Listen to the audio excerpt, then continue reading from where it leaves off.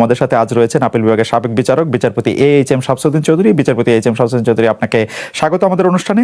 আমাদের সাথে আরও থাকছেন আসিফ নজরুল, অধ্যাপক আসিফ নজরুল। আপনি আমাদের সাথে যুক্ত হয়েছেন, সময় দিয়েছেন, সেজন্য আপনাদের প্রতি আমাদের সবার কৃতজ্ঞতা। কতগুলি প্রশ্ন আছে যেটাকে আমরা আসলে একসাথে গুচ্ছ প্রশ্ন বলতে পারি। আপনি যদি আমাদেরকে একটু টু দ্য পয়েন্ট উত্তর দিয়ে আমাদের যদি একটু আলোকিত করেন। আমরা এটি প্রশ্ন করতে চাই। আমরা বেশিরভাগ সময় দেখি যে অনেক সময়ই দেখেছি যে অন্য বিষয়ে আন্দোলনের মধ্যে একটা রাজনৈতিক চাহিদা বা চাওয়া ঢুকে যায়। এই ক্ষেত্রে যেমন শেখ হাসিনার পদত্যাগ করা বা এই সরকারকে চলে যেতে বলা, এটিকে আপনি যৌক্তিক মনে এই বিষয়ে কি, বা এটা সংস্কার করা, এই বিষয়ে কি আপনি প্রধানমন্ত্রী শেখ হাসিনার অবস্থানের কোনো পরিবর্তন দেখেছেন? এটি শুরুতেই কখনো কোটা আন্দোলন ছিল না। এটি শুরুই হয়েছিল এই সরকারের পতন ঘটানোর এক মহাপরিকল্পনার অংশ হিসেবে। কারণ এই তথাকথিত কোটা আন্দোলনকারীরা যা চাচ্ছিল এবং চাচ্ছে, সেটি তো সরকারেরও চাওয়া ছিল সবসময়ই। শোনেন, সরকারের অবস্থান তো সবসময় এক। তারা চেয়েছিল যে কোটা যেন বিলুপ্ত করা হয়, এবং সেই বিলুপ্তি করার উদ্দেশ্য নিয়েই সরকার কিন্তু হাইকোর্টের নির্দেশনা, হাইকোর্টের রায়কে আপিল বিভাগে আপিল করেছিল একটি প্রার্থনা করেই, যে কোটা যেন বিলুপ্ত করা হয়। সেটি তো সেই ছাত্ররা যারা কোটা আন্দোলনের কথা বলছে তাদের ইচ্ছা ছিল। তো সেই পরিস্থিতিতে তাদের আন্দোলন করার তো কোনো প্রশ্নই ছিল না। তারা একটি অসৎ উদ্দেশ্য নিয়ে মাঠে হাজির হয়েছিল। জাসির চৌধুরী, আপনি বলতে চাইছেন, জাসির চৌধুরী, আপনি বলতে চাইছেন যে সরকার কোটা বাতিলই চাইছিল, মানে শেখ হাসিনাও কোটা বাতিল চাইছিলেন 10 জুলাই 2024। তার আগে থেকে, শুরুর থেকেই তো কোটা বাতিল চেয়েছিল। বলেছিলেন কোটা মুক্তিযোদ্ধার নাতিদের জন্য থাকবে নাকি রাজাকারের নাতিদের জন্য থাকবে, এটা কি মনে করায় দেয় যে উনিও চেয়েছিলেন কোটা প্রথা বাতিল? শোনেন, আমরা তো উনি কি বলেছেন সেটা পাশে রাখেন, কিন্তু ঘটনা হলো এই যে সরকার তো আপিল করেছিল হাইকোর্টের রায়ের বিরুদ্ধে। হাইকোর্ট বলেছিল কোটা থাকবে, এবং সেই রায়কে চ্যালেঞ্জ করে সরকারই তো আপিল করলো আপিল বিভাগে, এবং ছাত্রদেরকে বলেছিল যে এইটি আপিল বিভাগের একান্ত সিদ্ধান্ত, এখানে সরকারের কিছুই করার নেই। খালেদ, তুমি বলেই বলছি, তোমাকে সবসময় তুমি বলি, তুমি তো খুব ভালো করেই জানো দেশ তো সংবিধান দ্বারা পরিচালিত হয়। সেই অবস্থায় যখন আপিল বিভাগে মামলাটি বিবেচনাধীন, তখন তো শুধু বিচারকই না, সর্বোচ্চ আদালতের একজন জুরিস্টও বটে, কিন্তু আপনি কি সত্যি এটি বলছেন যে সরকার এটি চেয়েছিল? সরকার আপিল করেছে, সরকার না চাইলে সরকার অ্যাটর্নি জেনারেলকে এই ব্রিফই দেয় নাই যে কোটা বাতিলের পক্ষে গিয়ে কথা বলো। এই ব্রিফ দিয়েছে আন্দোলন শেষ হওয়ার পরে 18 আগস্টের পরে। প্লিজ তুমি পিটিশনটা দেখো। পিটিশনের অ্যাটর্নি জেনারেল, সর্বোচ্চ আইন কর্মকর্তা গেছিল, সেখানে কোনো ডেপুটি অ্যাটর্নি জেনারেল বা অতিরিক্ত অ্যাটর্নি জেনারেল যায়নি। সেখানে আপিল করেছিল সেই হাইকোর্টের রায়, অর্থাৎ কোটা বাদ করার প্রার্থনা নিয়ে আপিল করেছিল। তো এই ঘটনার পর তো এই ব্যাপারে আর দ্বিমত পোষণের কোনো অবকাশই থাকে না। সরকার চেয়েছিল এই কোটা বাদ করতে, কিন্তু এই সাধারণ ছাত্ররা তো এটা বুঝতে পারেনি। সাধারণ ছাত্রদের বোঝানো উচিত ছিল যে এটি সরকারের হাতে নয়, এটি আপিল বিভাগের হাতে। কারণ সাধারণ ছাত্র কেন, অনেক জ্ঞানী গুণী লোকও কিন্তু জানে না যে সরকার আর সুপ্রিম কোর্ট সম্পূর্ণ আলাদা দুটি সত্তা। সুপ্রিম কোর্ট সরকারের অংশ নয়, এবং সুপ্রিম কোর্টের বিচারপতিরাও সরকারের কর্মকর্তা নয়।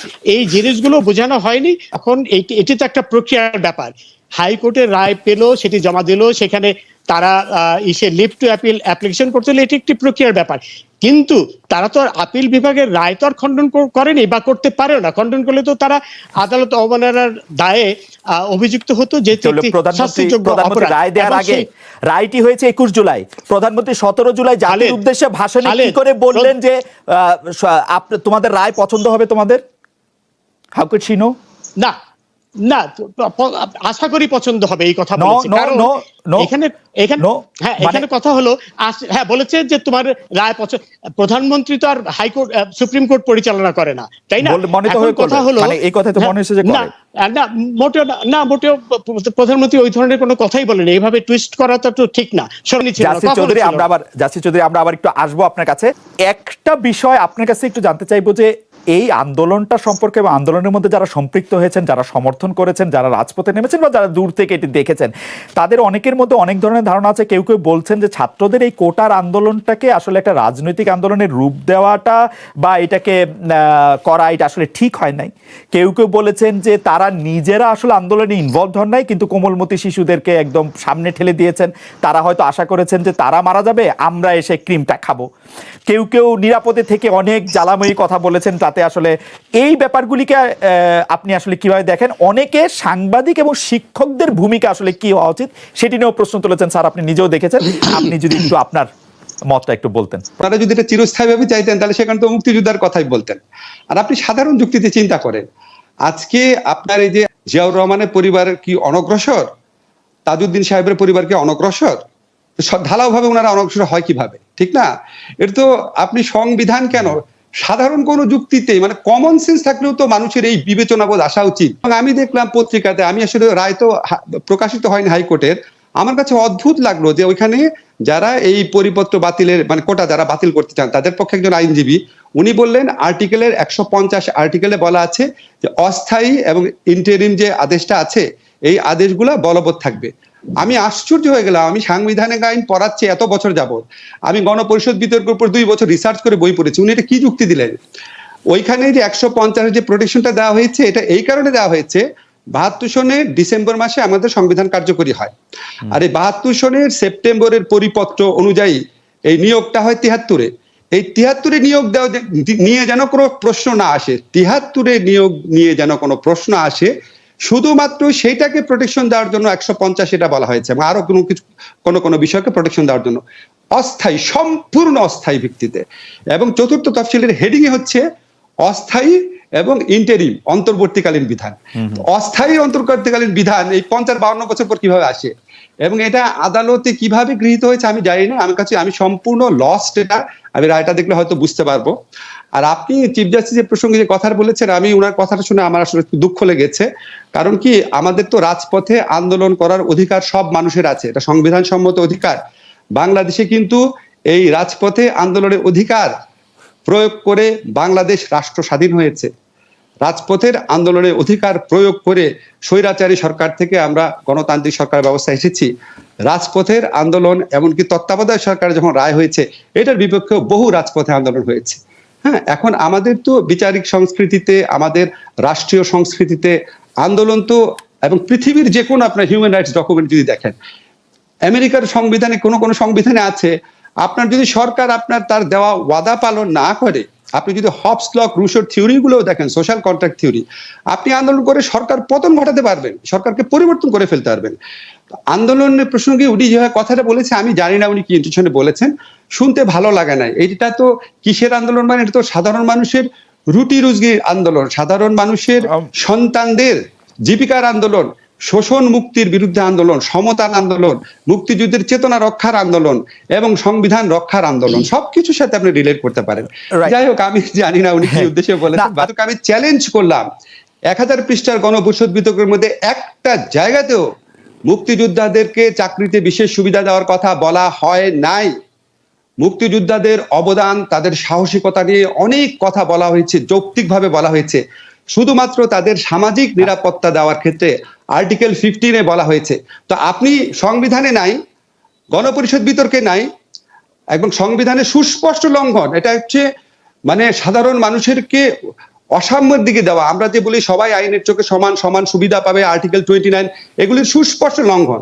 এখন আপনি সংবিধানের স্পিরিটে গিয়ে এমন একটা জিনিস করবেন যেখানে চাকরি পাওয়ার অধিকার অত্যন্ত অল্প সংখ্যক মানুষের কাছে। আপনি যদি রাজ সরকারি গ্যাজেট দেখেন, যদি আপনি সরকার প্রকৃত মুক্তিযোদ্ধাদের সংখ্যা দেখেন, 1986 সনে মুক্তিযোদ্ধা কল্যাণ ট্রাস্টের হিসাবে ছিল প্রকৃত মুক্তিযোদ্ধার সংখ্যা 70 থেকে 80,000। পরে আওয়ামী লীগ আমলে কেন এটা বেড়ে 3 গুণ হয়েছে আমি জানি না। এর মধ্যে অনেক ভুয়া মুক্তিযোদ্ধা বের হয়েছে, ভুয়া মুক্তিযোদ্ধার আপত্তি হয়েছে প্রায় 60,000-এর বেশি। এখন আপনি কি বলেন, সরকারের অধিকার আছে ভুয়া মুক্তিযোদ্ধাদের পক্ষে আপনি কোটা করবেন? সরকারের অধিকার আছে, আপনি মুক্তিযুদ্ধের সন্তান তার না। প্রশ্নের প্রশ্ন করবেন। না। আমাদের সংবিধান অনুযায়ী কিছু কোটা তো অবশ্যই আপনার রাখা উচিত।